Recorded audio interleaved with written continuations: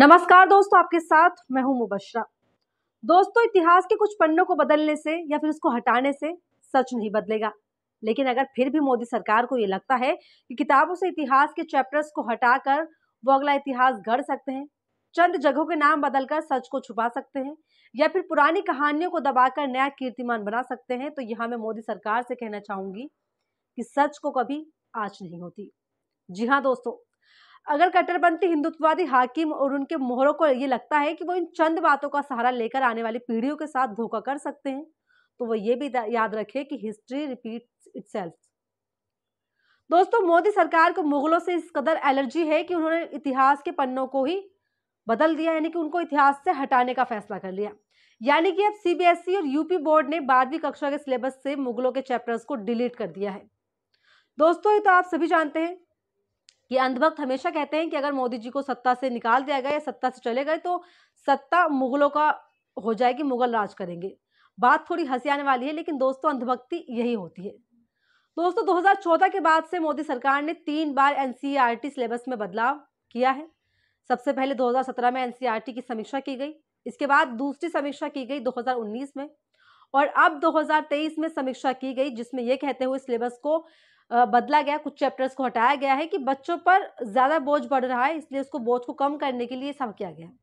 इस पर एनसीईआरटी के निदेशक प्रोफेसर दिनेश प्रसाद सकलानी का कहना है कि कोविड महामारी के बाद पिछले साल बच्चों पर विषय में एक्सपर्ट्स कमेटी बनाई गई थी ताकि बच्चों पर पाठ्यक्रम का बोझ कम किया जा सके। एक्सपर्ट्स कमेटी ने हर विषय के कंटेंट को देखा और उसके बाद तय किया गया कि कौन कौन से चैप्टर हटाए जाने हैं। आगे उन्होंने कहा कि ये सब शैक्षणिक प्रक्रिया के दौरान किया गया है और इसमें कोई इतना बड़ा बवाल करने की जरूरत नहीं है। एनसीईआरटी की तरफ से किसी तरह कोई भेदभाव नहीं किया जाता है। ये तमाम सारी बातें निदेशक ने कही। दोस्तों, अब मैं आपको विस्तार से बताती हूँ कि इतिहास के पन्नों से मोदी सरकार ने क्या क्या हटाया है और इसके जरिए उसकी नियत का किस तरीके से अपनी नियत को साफ तौर पर रख दिया है। दोस्तों, सबसे पहले मैं आपको बता दूं कि मोदी सरकार ने सिर्फ मुगलों को ही पन्नों से नहीं हटाया, बल्कि मैथ्स, विज्ञान, भूगोल समेत सभी विषयों के कंटेंट को डिलीट किया गया है, बहुत सोच समझकर। उसमें बच्चों को अकबरनामा, बादशाहनुमा, मुगल शासक और उनका साम्राज्य, उनका उदय, आदर्श राज्य, राजधानियां और दरबार, इसी के साथ 11वीं किताब से इस्लाम का उदय, संस्कृतियों में टकराव, औद्योगिक क्रांति के समय की शुरुआत जैसे पाठ को हटा दिया गया। और दोस्तों, सिर्फ इतना ही नहीं, जिन अहम हिस्सों को किताबों से हटाया गया है उनमें शामिल है महात्मा गांधी की मौत के देश में सांप्रदायिक स्थिति पर प्रभाव, गांधी की हिंदू मुस्लिम एकता की अवधारणा, महात्मा गांधी की हत्या के बाद आरएसएस पर प्रतिबंध, नाथुराम गोडसे की पहचान और 2002 के गुजरात दंगों सहित सांप्रदायिक हिंसा जैसे चैप्टर्स को भी हटा दिया गया है। तो सवाल आपके मन में आता ही होगा दोस्तों, इसके अलावा हिंदी के जाने माने कवि सूर्यकांत त्रिपाठी निराला की गजल और उनकी कविताओं को भी हटा दिया गया, उन पर भी कैची चला दी गई।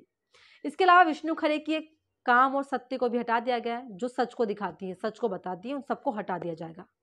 दोस्तों, कुल मिलाकर बात यह है कि ये सब करके क्या करना चाहती सरकार, इसका अकबर से इन्हें क्या एलर्जी है, कुछ समझ नहीं आता। वाकई बहुत शर्मनाक है। मोदी सरकार को लगता है कि ऐसा करने से हमारा इतिहास जीरो हो जाएगा। दोस्तों, हमारा जो इतिहास है वो खुद में कई सारी डोर को संजोए हुए हैं, और वो डोर जिसको एक छोर भी जिसका अगर टूट जाता है, बिखर जाता है, तो सब कुछ खराब हो जाता है। तो दोस्तों, जिस तरीके से मोदी सरकार इन पूरे मुद्दों को उठाकर बार बार लगातार, दोस्तों यहाँ पे आपको मैं बता दूं कि जिस तरीके से मोदी सरकार कभी राज्यों के नाम बदलती है, कभी स्कूल के नाम बदलती है, कभी जगहों के नाम बदलती है, मुगलों से इस कदर एलर्जी है कि मुगल के जितने भी नाम थे उत्तर प्रदेश में पूरी तरह से उसको चेंज करवा दिया गया है। यानी कि इतिहास से उनका जो एक दौर रहा है, उस दौर को ही हटाने की कोशिश की जा रही है। दोस्तों, इस पूरे मुद्दे पर आप क्या कहेंगे? आपको क्या लगता है कि एनसीईआरटी किताबों में इस तरह से चेंज करना, इतिहास को खत्म कर देना कहां तक जायज है? पूरे मुद्दे पर आपकी क्या राय है, कमेंट में जरूर बताएं। और ऐसे ही तमाम वीडियोस के लिए बने रहिए मेरे साथ। नमस्कार।